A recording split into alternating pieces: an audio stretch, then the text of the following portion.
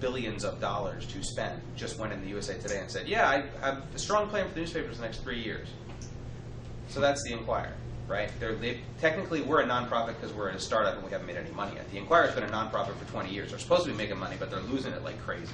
So, you know, I think we have a pretty good idea. I think we'll wind up getting funding for it because we have clearly kind of an interest and a passion in presenting something that looks and works really well. We have some ideas about how to make money. We have some ideas about how to make the city better, and we know technology pretty well. So I would say from idea to execution, we spent a reasonable amount of money, and in less than 6 months came out with a pretty good-looking, clean, well-functioning website that does kind of right now exactly what we're trying to do. Reach younger people and reach them on their phones and be smart about how we cover the city. I would say that our predecessors, there were many things that were tried and failed in Philly. There was a blog called Metropolis that Tom Ferrick, who's a former columnist at the Inquirer, sort of tried to launch, but Tom had no idea how to get an audience.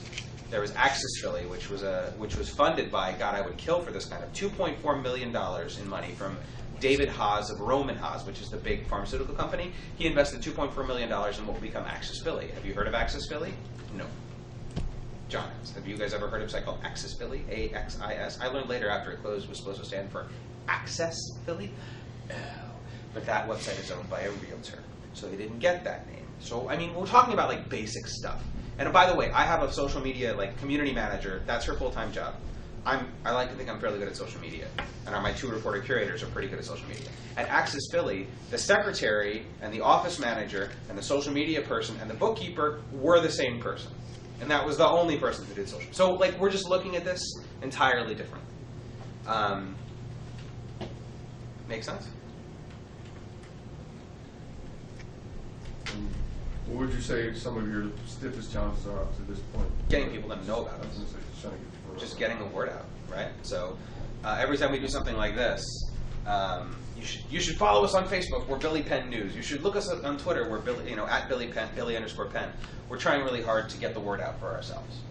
Our biggest challenge is that we are brand new. So we make some noise on Twitter. We make some noise on Facebook. We make some noise on social, but it's just a challenge of getting us in front of people. So our next phase, from basically now till the end of the year, are a bunch of community meetings where we're trying to, tonight I am going to a thing at basically every week I've got at least one thing a night where I have to go and either mingle with people or speak in front of people to try to get them to hear about, learn about, find out about us.